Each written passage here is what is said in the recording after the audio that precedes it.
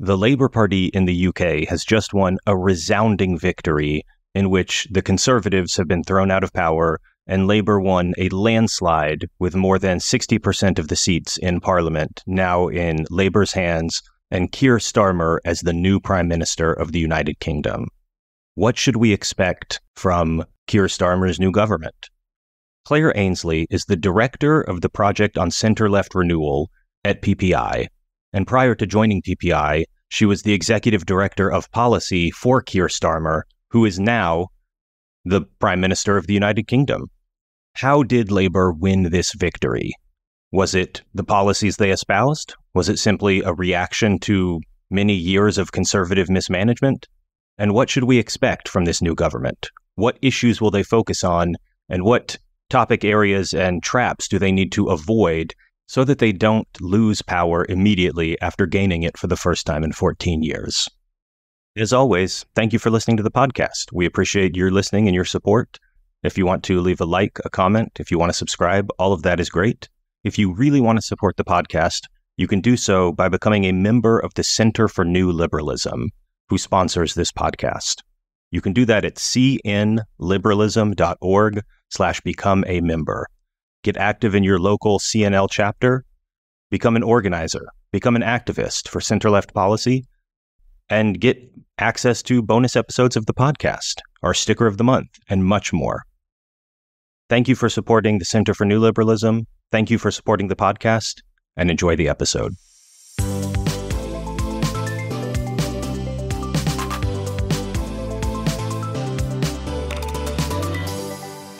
Welcome, everyone, to another episode of the New Liberal Podcast, part of the Progressive Policy Institute and the Center for New Liberalism. I'm your host, Jeremiah Johnson, and joining me today is Claire Ainsley. Claire, welcome to the show. Thank you for having me.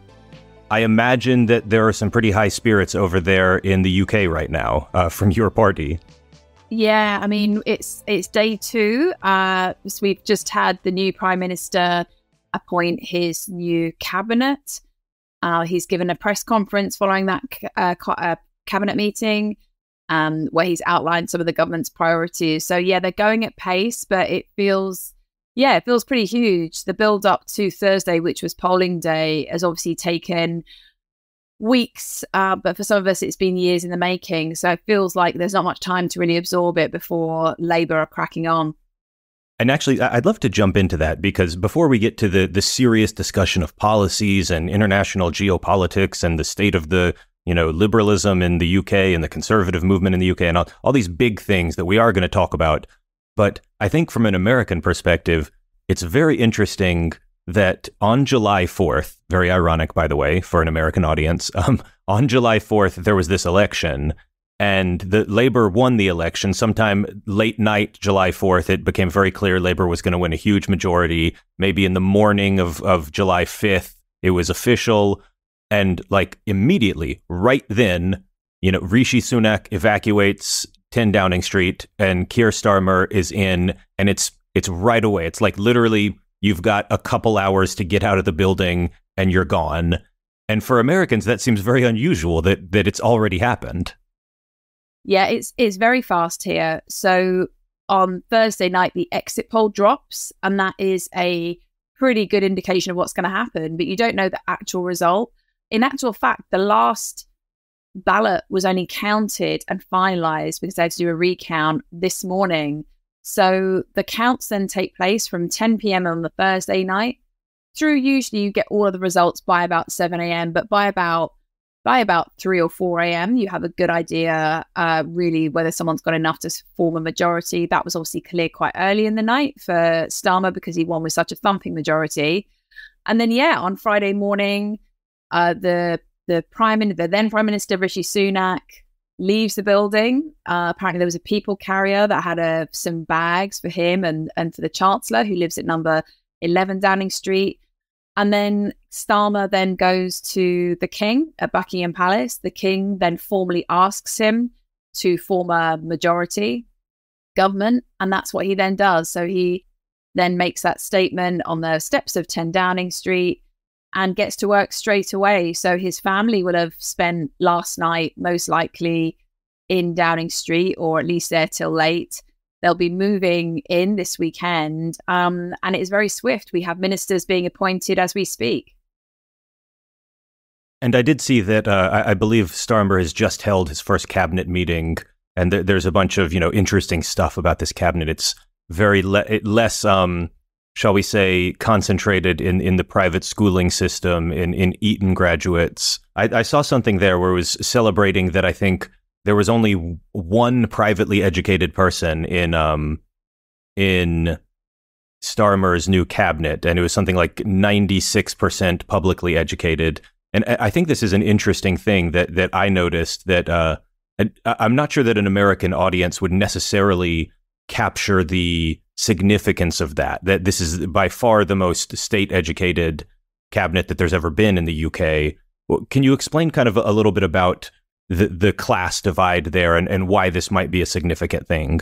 Yeah, so I think this is really important, and I think it's going to be really important not just symbolically, but to the way that Labour governs. Labour have got, as you say, like 96% of being state educated. Why would this be a big deal? Well, 93% of the population are educated through our state system. We have a good state system. You don't have to pay to go to school. You can go to, on the whole, very good or outstanding state schools. There are lots of problems in education. It should be better funded. We could, there's things that we could do. Class size, too big. But on the whole, the vast majority, 93%, go through the state system. But when it comes to politics, it's really dominated by people who've been through the private system. So this kind of elite 7% who've been through the privately educated system, which will be a combination of people going to elite schools like Eton and so on, and people going to sort of more regular fee-paying schools locally to them. But it really matters because it ends up with the politicians being, and our rulers, if you like, being people who've only got a very narrow world experience. And it's not to say anything against someone who's been to private school, but you can't rule a population from people who've never had any experience other than being educated alongside other people whose parents have paid for their education. So the reason why this is a big deal is it means that the cabinet that Labour have got is full of people who've come from much more ordinary backgrounds. Our Deputy Prime Minister, Angela Rayner, didn't even go to university. She is a former care worker, and she is going to be our Deputy Prime Minister. So I feel so proud that our party has put, Angela, because of her incredible talent, has got there, but has put such a much more grounded cabinet in place. And, I can tell you the stories of others, but you can read them. That's why it's a big deal, because it's their families that they're going to be thinking of when decisions are made around the cabinet table, and we haven't had enough of that. Yeah, I think an American equivalent would be something like, look, what if the last 14 presidents in a row had all attended Ivy League universities? And to be fair, there's a shockingly high number of them do come from Ivy Leagues. So we have some of that, but I think the extent to which the UK has it is even more. But I guess let's kick things off in terms of the actual discussion of what happened and why it happened. Can you give a high-level overview of the state of government coming into this election for the UK? Obviously, the Conservatives, the Tories, were in power, and they no longer are.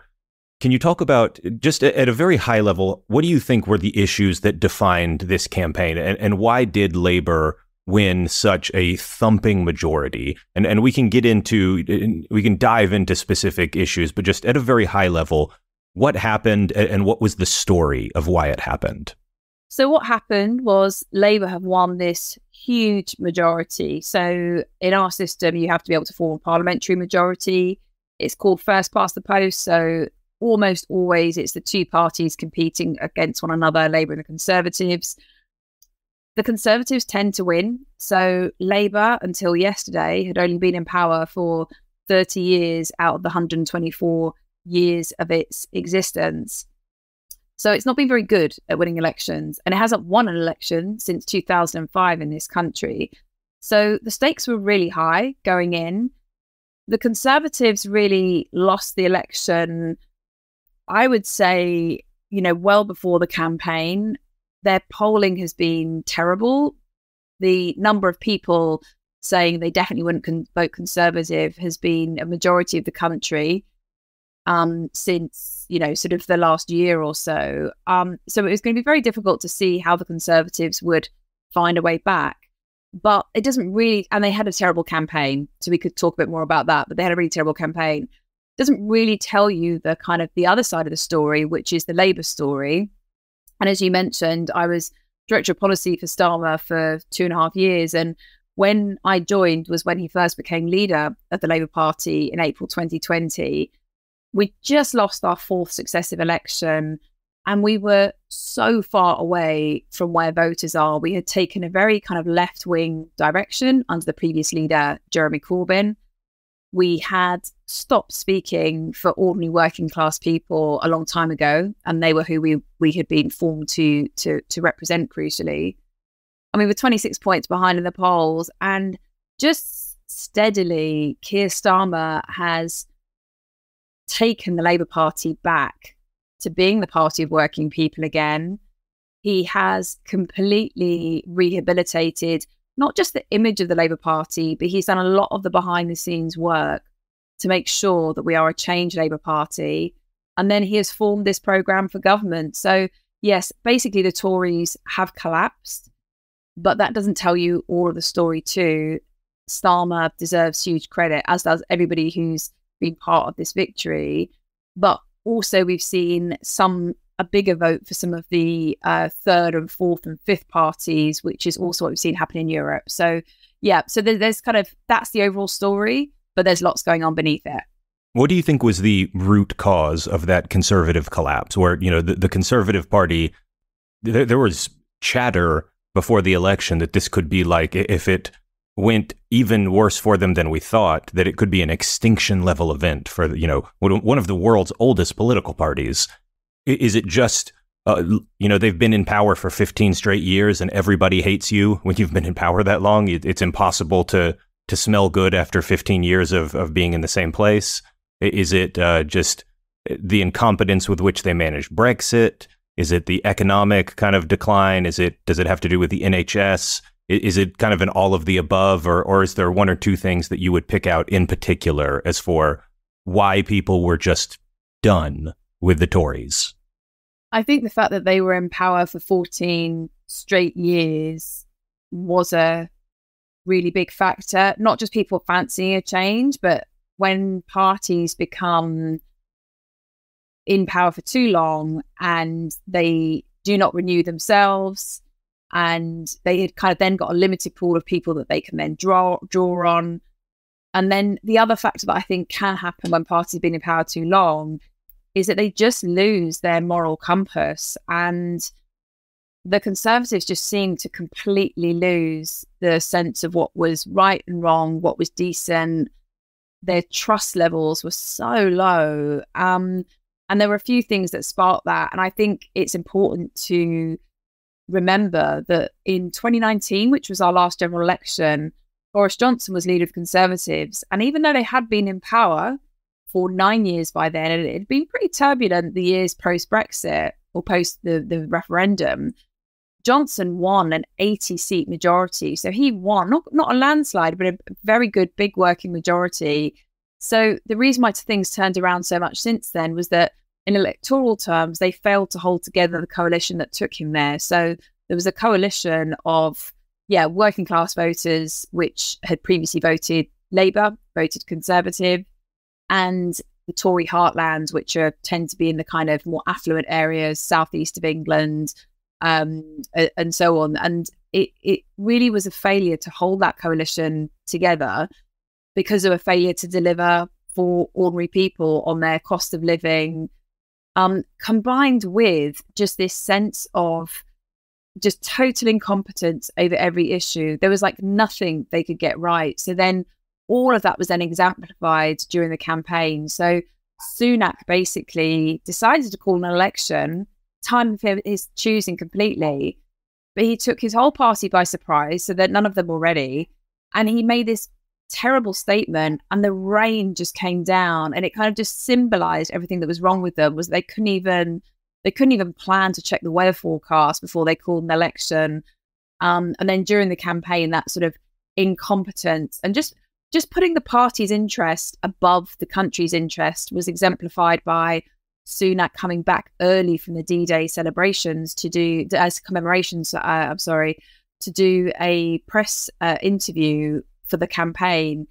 And just, I think voters just looked at that and just thought, you have just lost any claim to be putting the country first. So yeah, it was that overall incompetence combined with not delivering for them that really, I think, did with the Conservatives at this election. I think if you could sum up the UK election in one image, it would definitely be Rishi Sunak standing in the rain, looking just is soaked through. He doesn't even have an umbrella. Like, surely there's someone in 10 Downing Street who can hold an umbrella over him. But just that would be the image of the campaign. There's something I kind of think about, and I apply this to American politics a lot. And I'm curious if you think this also applies to the situation across the pond. I have what I call the freak theory of politics. And that is, you never want to be the party that looks like the bigger freaks. People vote against parties as much as they vote for them. And you want the other side to look like a bunch of weird freaks, and you want to minimize and downplay any freaks on your side. And I think this explains American elections very well. I'm curious if you think that this explains kind of why, Jeremy Corbyn lost to Boris Johnson, but this time around, Keir Starmer was able to defeat the Conservatives. I agree, certainly in terms of, if you look too out there, you're not going to resonate. But I also think that the images that people have of leaders and parties are seen through the prism of what they already think about them. So that rainy press conference, would have been terrible for anyone, but it was also because it reinforced a already held perception that the Conservatives were just not basically competent. The D-Day images hurt Sunak even more because it reinforced a view that he'd always put the country last and put the party first. I have to say, Keir Starmer got a really difficult press reception for quite a long time. So I've had to bite my tongue somewhat over the course of the last day doing kind of media interviews who are trying to give him more of a fair hearing. But honestly, about a year in, a lot of commentators had really written Starmer off. They were really quite disparaging and disrespectful. So yes, I think that people absolutely have to have a party that looks and feels credible to them. But I also think it's possible for a party to shape that perception too. And I think also Starmer has just not let that get to him too much. And he's just kept on. And I think his integrity and his business-like approach, he's not trying to be something he's not. She's not trying to be Tony Blair or Boris Johnson or one of those leaders that has big rousing speeches. He's much steadier and he's gaining, I think, people's respect from that. And I think that will probably serve him quite well in government.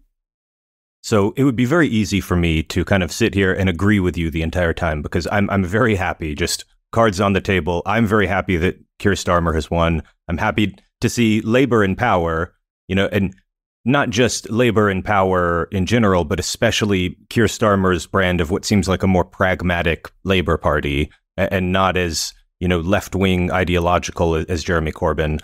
But so it would be easy for me to just sit here and rah, rah, rah, and be a cheerleader. But I do want to try to ask some challenging questions, just so I don't seem like I'm agreeing with you 100% of the time. There's been some chatter, and a lot of this is from kind of the Corbyn wing of the Labour Party about how, well, actually, Labour didn't really win this. Keir Starmer didn't win this as much as the Conservatives lost it. And they'll point to, that the Labour actually got fewer votes this time than they did in 2019 because it was a much higher turnout election then. And the percentage of the votes that they got didn't change all that much. But what really happened was that the Conservatives just completely fell apart. Do you think there's any validity to that criticism? I don't even know if it's a criticism. It's kind of a factual description. But how do you interpret that set of facts? Because some people are interpreting it to say they interpret it in a sort of negative light for Keir Starmer. How would you interpret it? Yeah, I think that it's really important because it understands much more about voter behaviour to actually look at the facts a little bit more objectively than, any one of us who are, terribly partisan would do. So to kind of take those points. So Labour's vote share wasn't high for the landslide that it delivered, is the first kind of acknowledgement. But I think what I would say to people who are saying, well, does that really mean Starmer was less popular, is we deliberately targeted a breadth of places where you need to win in order to achieve a parliamentary majority. So by that, I mean, you can't just, in our system, pile up votes in the city centres and the urban areas, which frankly was what we were doing initially. And when we got some data that showed that we were not putting on votes in the places we needed them, if you pile up that kind of support in the cities, but you don't move out into the suburbs, the towns, and actually more rural areas where we've started to win as well, you're not going to get a parliamentary majority. You're going to get a lot of votes in cities, but you're not going to actually represent the diversity of England, Scotland, and Wales as it is all you need to win. So it's not a kind of accident that this has happened. It was a deliberate strategy to fan out and to make sure that Labour was representing all of the types of places it needed to represent, because otherwise you don't secure a majority. But I actually think it's a quite lovely peculiarity of our system that you have to do that, because otherwise, if it was all based on vote share, you could basically have someone win by monopolising the big cities, and then that would not mean that voters in other places, because of the way people are distributed, have a say. So first of all, we won under the rules as they are, and that is legitimate. The other point is, if you look at the way people voted this time, and I mentioned this in the opener, rather than it just being traditionally a kind of two-horse race between Labour and the Conservatives, you saw a much bigger support for the third party, the Liberal Democrats. A lot of that will have been tactical voting between the parties, an anti-Tory vote, which happens all the time. You will have also seen quite a large vote for reform. Now, their vote has been very inefficiently distributed, i.e. they got a larger vote share than they got number of MPs. You also saw a bit of more support for the Green Party over here as well. So you saw less of a push behind the big two parties and more people fanning out to other parties.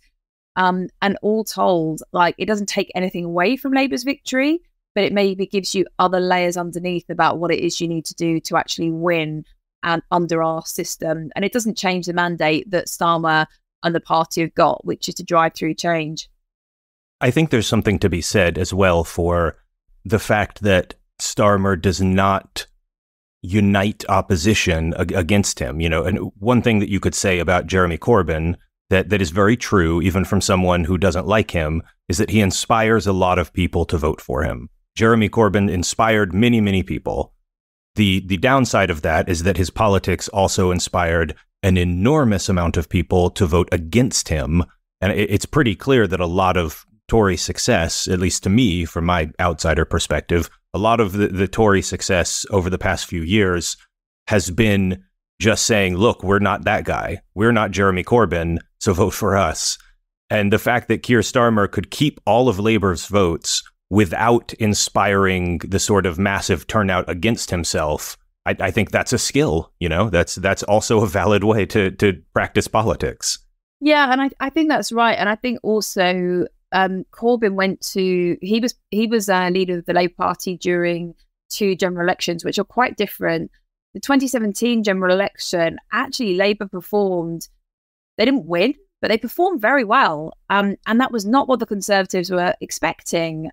Theresa May thought that basically she was riding much higher in the polls. She thought that they've got an extremist leader. She thought all of the rules that we normally think apply should apply. And that didn't happen. She ran a dud campaign. And then Corbyn, you're right, it did inspire lots of people and they got a really sizable vote, but it wasn't distributed throughout the country. It didn't take them towards a majority. And the Tories made absolutely sure that they were not going to be done again. And I remember really clearly, I had to go for work to both the Conservative conference and the Labour conference in 2017. The Conservatives had just won the general election. but they acted like they had been decimated. They did a proper turnaround to make sure that that never happened again. Corbyn's Labour acted like they'd won the election because it was more than most of them had ever aspired to do in much of their political lives. And therefore, the turnaround that you then saw was that then in the December 2019 general election, the Conservatives made absolutely sure they were going to go on to win. They had the clear get Brexit done message, and Corbyn and Corbyn's Labour really came much more unstuck by that point, tarnished with the allegations of anti-Semitism, of weak leadership, and so on. So it's kind of a tale of two elections with Corbyn. But in the end, like, Starmer's not taken either of those approaches. He's reconnected us to working people. He's worked out exactly how it is he needs to win. And he's also worked out on what the programme is that he would need to win a second time as well. I do remember Jeremy Corbyn saying something like, we lost the election, but we won the argument, which is, it's just such a funny thing to say in retrospect. Like, I'm not even sure what it means, but he definitely felt good about having lost the election. But just one more question kind of on this proportionality kind of question, because, it is a little bit of a strange system in which I believe the final result is that, Labour got about 34% of the vote share overall and is going to have 411 out of the seats, which is more than every other party combined. They're going to have, 70% of the seats in Parliament or something like that. I know that it's kind of been a long-running conversation, not really a big national conversation, but certainly third parties are always talking about it. Do you think that there should be a more proportional system in the UK, or do you like the system you have now? Do you think it has benefits?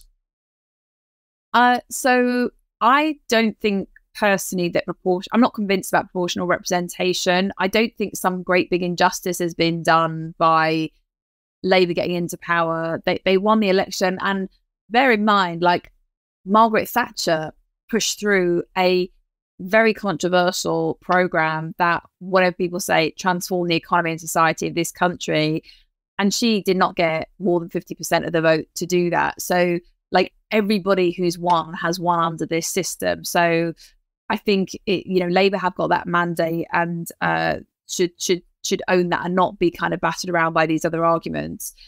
On the question of proportional representation more generally, I mean, I would like to see some really deep democratic reforms, and I am optimistic that I think we could do politics in a better and different way. I'm not totally convinced that I think the electoral system is going to then have loads more people turning out to vote. I think it's much more about, I would like to see the public being much more involved in decision making. So having much more kind of citizens' juries, citizen assemblies, participatory practice. I just also think politicians ditching some of the, trappings of power. We had this betting scandal over here where we had some Conservative MPs who were found to have bet on their own election. So, no betting, no second jobs, no perks, just get on and do the job. And I think we can put trust back in politics, but ultimately we've got to deliver for people. And I don't think that having... Well, wait, Claire. Let's please not put trust back in politics, if that's what you're saying. Trust with it. Not Liz Truss, who famously was outlasted by a head of lettuce. So apologies, right, to your listeners, because she's now been booted out by the voters of the very loyal, very rural constituency in Norfolk that she represented. I'm afraid that means you might end up getting her, because there will be lots of politicians from the right wing who are now going to start looking to the US. So my apologies in advance, but no, trust. So basically, I don't think that changing the electoral system in and of itself does a huge amount to making people feel better represented, to be honest. I'm not sure that coalition politics are better than our first past the post system. It's not brilliant, but I'm not convinced that changing it does anything for people's representation. And I don't think the case for this election has been won at all on that basis.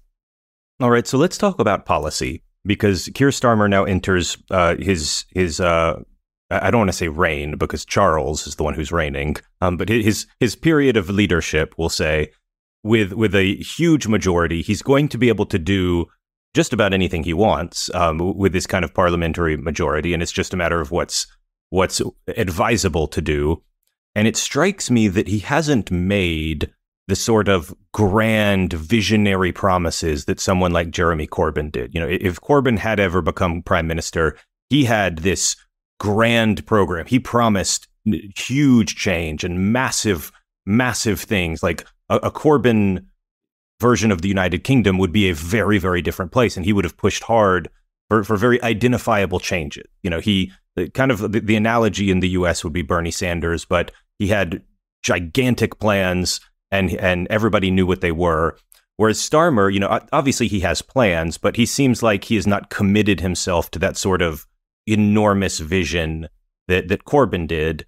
And so my question would be, what do you think his primary focus will be for the first couple years? What is he going to want to change, and what is he going to want to fix about the British economy, British society, the government programs? Where do you think he will spend his time, and what's going to be his set of priorities? So one of the things I think is interesting is that we don't have a coalition in our system. In legislative terms, he will not have any trouble getting through the House of Parliament any piece of legislation that he chooses. The irony, of course, is that just because you're Prime Minister of the United Kingdom doesn't mean that you can necessarily just, as he says, wave a magic wand and solve all the problems that the country faces. Largely because a lot of our problems are long running and they're not necessarily rooted in answers that find themselves in a government bill. There are things that the private sector needs to do differently. They are about generating better growth, all things that government can definitely hinder, can sometimes help, but isn't wholly responsible for. So the big things I think here Starmer's government will do are rooted in these missions that Starmer outlined in opposition, which was actually modelled on the German Social Democrats, where they had these missions for the future.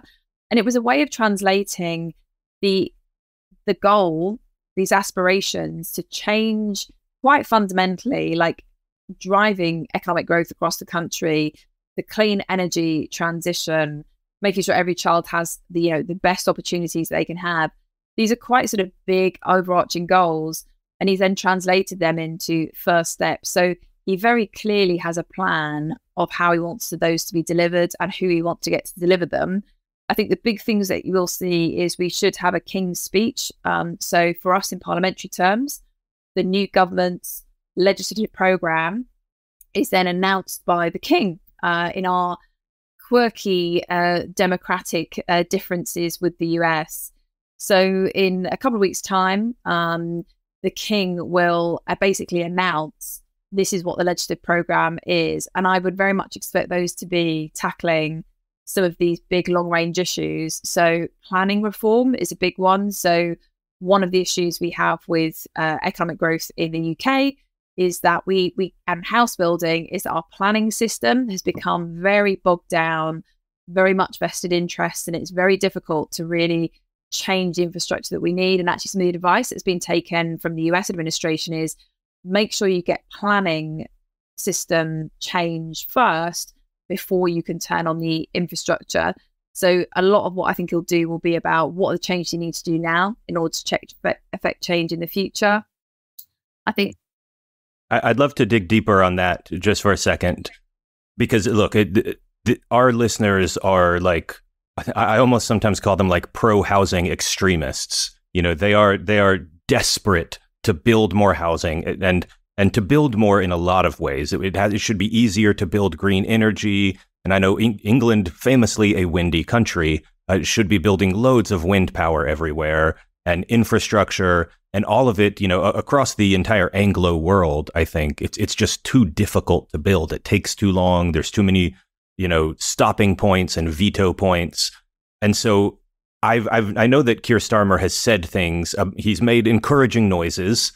He said things, you know, that we're going to have to, if local councils, he said something to the degree of like, if local councils are trying to stop housing from being built, they've got to like get with the program or we'll force them to. And that's lovely to hear. But I'm always a little bit like hesitant, like, is it actually going to happen? It's very easy to say when you're out of power, but now that you're in power and people might get mad at you, like, will he actually make it happen? Because I certainly hope he will.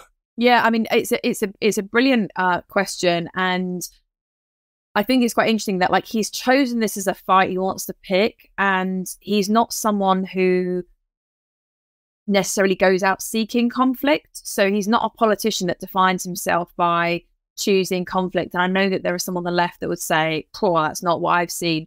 But for him as a person, he hasn't deliberately gone out seeking conflict in lots of areas.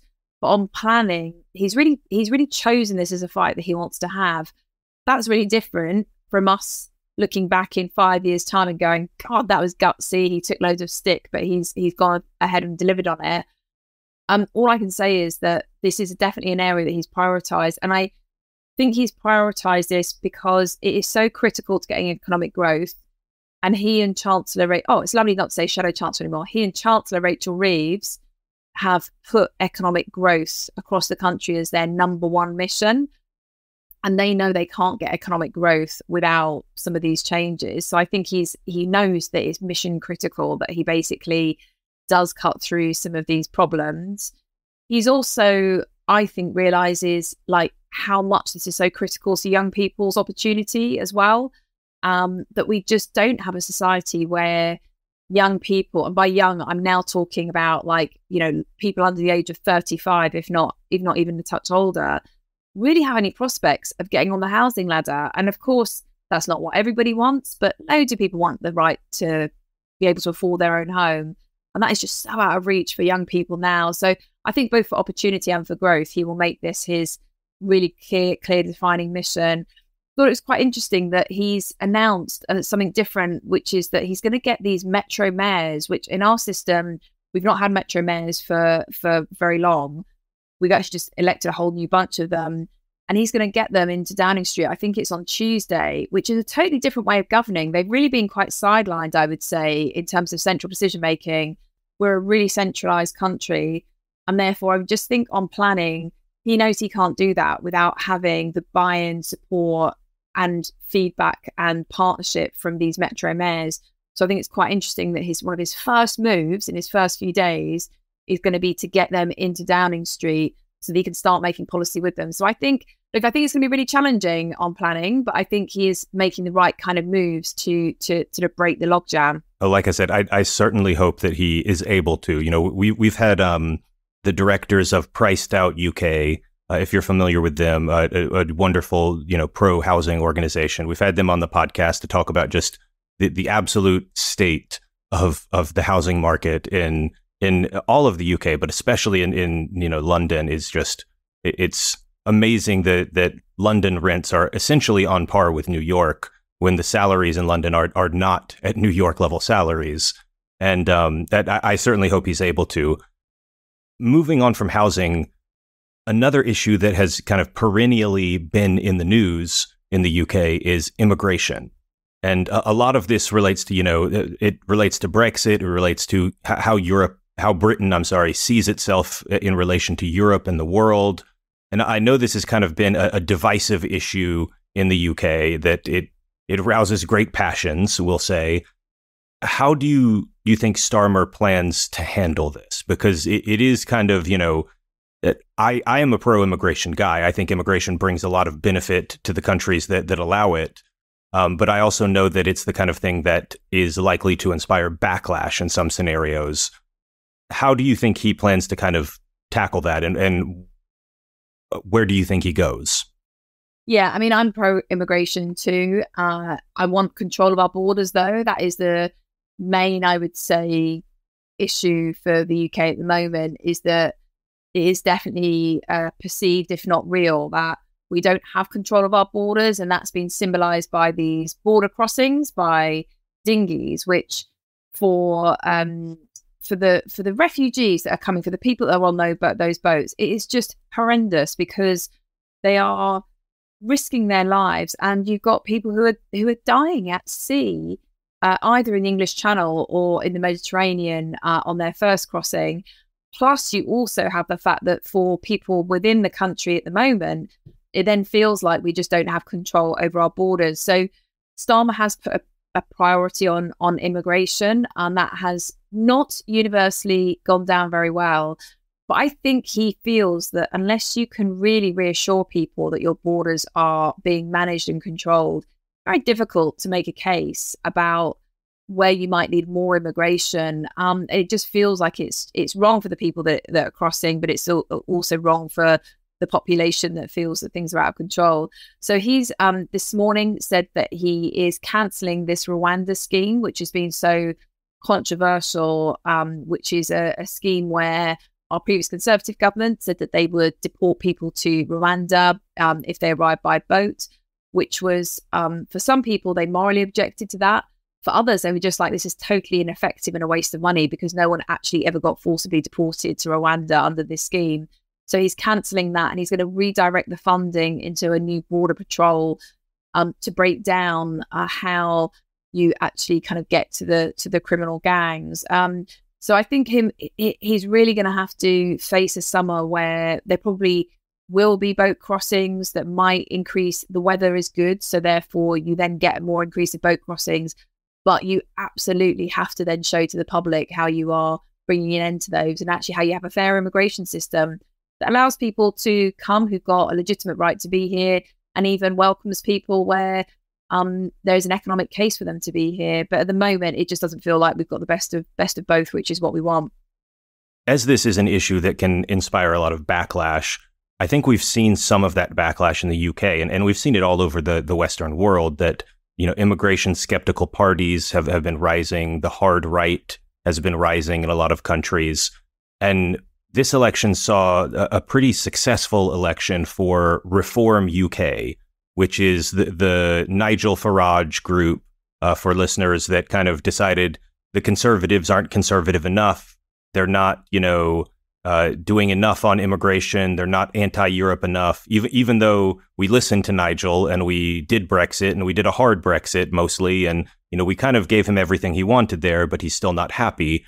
And they really ate the Conservatives' lunch in a lot of ways. The Conservatives will end up with more seats, but, the disaster that the Conservatives have run into is in large part because they've lost so many votes to Reform and this kind of hard right party. Are you concerned kind of about the future of right-leaning politics in the UK? Do you think that this will continue to kind of go in a troubling direction? Yeah, I am concerned big time.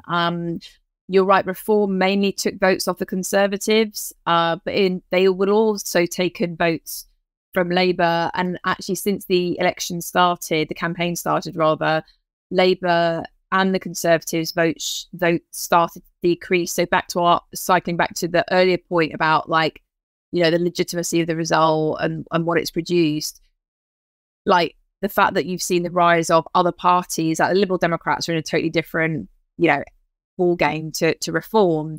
But the fact that Reform took votes off Labour as well as the Tories is a problem for Labour. But more importantly, I think it's a problem for Labour because it then shifts the whole debate on immigration, which is one of their kind of primary issues, over to the right. And that is a really difficult place for having a good, sensible conversation about what we do about immigration in a way that is going to be kind of fair, just, and be effective.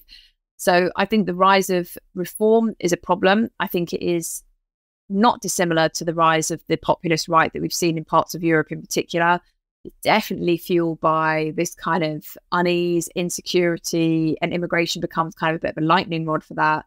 I think it's on Labour to show to people that they can deliver change, but I don't think Reform's vote is going anywhere soon.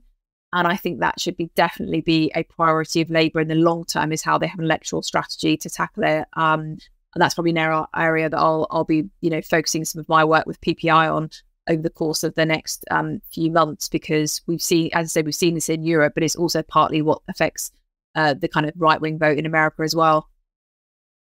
One other opinion that I've seen kind of thrown out there in terms of this wasn't necessarily as impressive as we think is that this was really kind of just an anti-incumbent election, and that what you're seeing all around the world is just that post-COVID, everyone is mad at the incumbent party, whether that's, Macron in France recently got walloped in his election, and they have their second level election that's coming. But, you look in the US and the main center left parties, the Democrats are in trouble. In Canada, the Liberals are in trouble, and so this kind of spans the whole ideological spectrum, regardless of whether it's the Conservatives in the UK, the center left parties in North America, whether it's, in Germany, or the centrists in France, the Macron party. Everybody who's been in power is losing, and there's just a wave of anti-incumbent sentiment everywhere. Do you think that that's kind of a fair explanation for why Labour was able to win this? Is this just riding kind of this large international wave of discontent with everybody who's in power is getting thrown out? I think that's part of it. I think there is definitely the anti-incumbency, and you can see that to the reform point, is that the voters that I was talking to who wanted change were, some of them were as likely to say that, oh, I want change, I'm voting reform, or I want change. I didn't get many Greens because the areas that I was in, I was kind of door knocking for were not really kind of Green strongholds, but like I was definitely getting like lots of reform coming up on the doorstep, or they were saying Labour. So there are people that feel that they can buy into this more hopeful vision that Starmer has put forward. But you're absolutely right to say that this has been an anti-incumbency vote as well. And it's not indicating that there is this big mood towards left-wing politics in this country. Like that's not what Labour are interpreting from the result. There are also a lot of Conservatives who just stayed at home, and that played a big role in 1997 when Labour also achieved a big landslide victory. There are lots of Conservatives just chose not to vote. So there are lots of things that are going on beneath the result, and it shouldn't be interpreted as, the population swinging over to behind kind of left ideas. Like, look, I would love this to be different in that I would love there to be, a population that wanted to sort of grapple with some of those issues from a more left perspective than perhaps they have. But you've got to be realistic. Like, most people do not want the Tories to get back into power. They think Starmer has changed the Labour Party, and they had no truck with the left-wing party that Corbin had created. And they think that they are going to be safer. They were safe to vote Labour, and they want to turn the page on some of the chaos that they've had. Like, it's pretty much as simple as that. That stalls up problems for Labour in the sense that there are big things they're going to have to do, and they're going to have constrained finances with which to do them. But nobody should interpret this as a result of people wanting to kind of swing sharply to the left. It's not bucking that trend. It's just probably a feature of the times we are in and the job Starmer's done. All right, we're coming up on time, so I want to ask one or two final questions. The political issues we've been talking about so far have been kind of very big picture, massive issues that everybody knows about. Everybody knows that housing is a problem. Everybody knows that, immigration is a big topic of debate in the UK. Everybody knows that, the whole dynamic of 14 years of Conservative leadership and some of the scandals that have ensued there. All of these are very, very big topics. Economic growth, obviously, Britain's relationship with Europe. But are there any smaller things that you personally are just excited to see Labour tackle, or that you hope will be a focus? Things that may fly under the radar, but now that Labour is in power, might finally get addressed. Typically wouldn't make the front page of the newspaper. So the thing that I most want to see, because I think it's the way to win again, and it's the thing that matters most, is I want Labour to be totally focused on wages and costs for working people. I just think that there are lots of kind of big ideas and overarching agendas, etc. But in the end, we have to deliver increases in wages and reductions in costs. And that's, that's housing, that's energy bills, that's our water rates and so on. So that is the thing that I think matters most. And I think probably like personally, I have been completely inspired to see the more working class candidates coming into Parliament, but also as we started seeing more people just from ordinary backgrounds making decisions, and to have our first female chancellor in Rachel Reeves and to have Angela Rayner as our deputy prime minister, like, personally means a lot, because I find them both inspiring. also I know they're going to inspire many, many young women and girls out there to get into policy, politics and campaigning. So I think it's that kind of that spirit as well as that focus on living standards that are the things that are going to motivate me most. Well, it's an optimistic time, I think, for UK politics. It's refreshing for me to talk about the UK for a while because the US is not such an optimistic place at the moment, given the state of our elections. But I certainly will be watching very closely. I know a lot of us across the pond will be, and hoping Keir Starmer has a lot of success. I want to thank my guest one more time, Claire Ainsley. Thank you so much for coming on the show. Thank you so much for having me and for your support and encouragement. And let's hope this is the start of better things to come.